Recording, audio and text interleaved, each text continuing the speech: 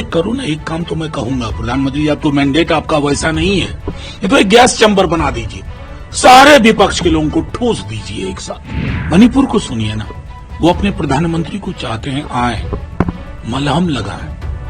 प्रधानमंत्री जी चूक रहे हैं बार बार।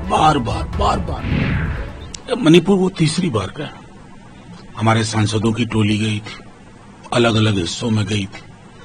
एक व्यक्ति जो नहीं गया, जिसको सबसे पहले जाने की जरूरत थी, वो हमारे देश के प्रधानमंत्री हैं। मैंने पहले भी कहा था कि वोट आपको किसने दिया नहीं दिया, देश के प्रधानमंत्री आप, शिकायत भी आपसे, उम्मीद भी आपसे। आपका वहां ना जाना, छोड़ दीजिए राहुल जी क्या कहते हैं, बाकी विपक्ष के लोग क्या कहते हैं, मणिपुर क्या कहता है। मणिपुर को सुनिए ना, वो अपने प्रधानमंत्री को चाहते हैं आए, मलहम लगाए।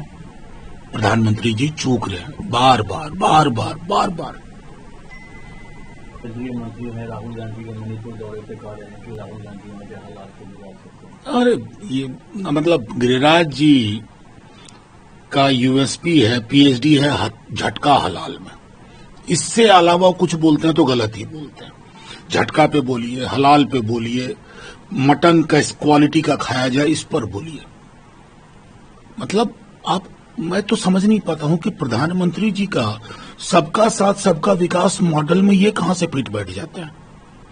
जिस व्यक्ति को हिंदू मुसलमान सुबह सवेरे झटका हलाल के अलावा कुछ न पता हो, उस व्यक्ति का मंत्री, आज तक मैंने उनको उनके मंत्रिमंडल पर बोलते हुए नहीं देखा, मंत्रालय पे बोलते हुए नहीं देखा। बल्कि सच पूछो, अगर मैं आपसे भी पूछ बैठूं उनका मंत्रालय क्या है, आप 1 मिनट हड़बड़ा जाएंगे। ये है उनकी यूएसपी। प्रधानमंत्री जी क्या संदेश दे रहे हैं इस तरह के व्यक्ति को रख करके। वैसे इनको सोचना चाहिए, बड़ी मुश्किल से मुझे बेगूसराय जीते हैं, ध्यान रखें।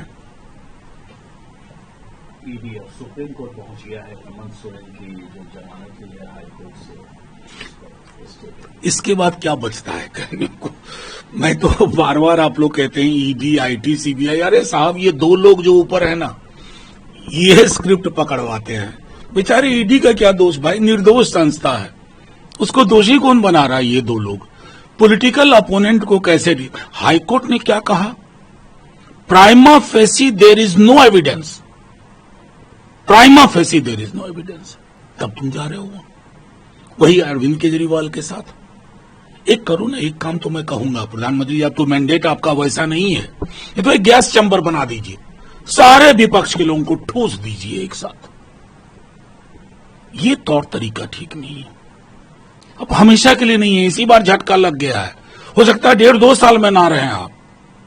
लेकिन अगर इन एजेंसीज को आपने ऐसा बना दिया है ना, इनकी आदत बदलने में बहुत वक्त लग जाएगा, फिर आपको भी चक्कर काटने पड़ेंगे, हमें अच्छा नहीं लगेगा। मुक्तेश्वरानंद सरस्वती, उनका कहना है कि राहुल गांधी ने कोई हिंदू धर्म का अपमान नहीं किया है। स्वामी जी, कई लोग भी ये बोल रहे हैं, कहां अपमान है भाई। ये जो ट्विस्ट करने की कोशिश हो रही थी ना, आईटी सेल जिसमें आप कई मंत्री भी शामिल हो गए, ये नहीं चलेगा भाई। महात्मा गांधी हिंदू थे, उनके राम की संकल्पना और इनके राम की संकल्पना तराजू पर रख दीजिए, दूध का दूध पानी का पानी हो जाएगा। उन्होंने शिव की तस्वीर दिखाई, शिव क्या है, सत्यम शिवम सुंदरम। मतलब ये जो विविधता है इस देश की, अब ठेकेदार कब से हो गए भाई। ठेका नहीं चलता है धर्म में, धर्म को धर्म रहने दीजिए, मेरी व्यक्तिगत आस्थे की चीज है। ठेकेदार आप बहुत ले आते हैं गुजरात से, कोई वाराणसी में काम करता है, कोई फलाना जगह, हर जगह वही काम करता है, तो उस ठेके पे काम करिए, धर्म का ठेका बंद करिए।